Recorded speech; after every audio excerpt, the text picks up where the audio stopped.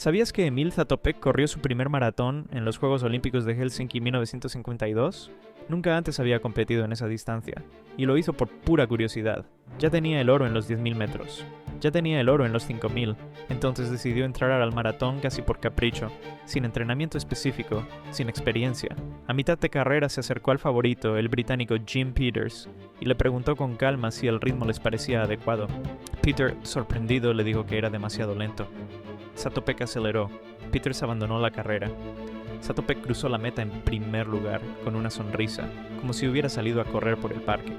Ese día no ganó solo una medalla, demostró algo que muy pocos atletas han logrado en toda la historia, que sus límites estaban tan lejos que nadie más podía verlos. 3 oros en una sola olimpiada, 3 pruebas distintas, un solo hombre que simplemente no sabía lo que era rendirse.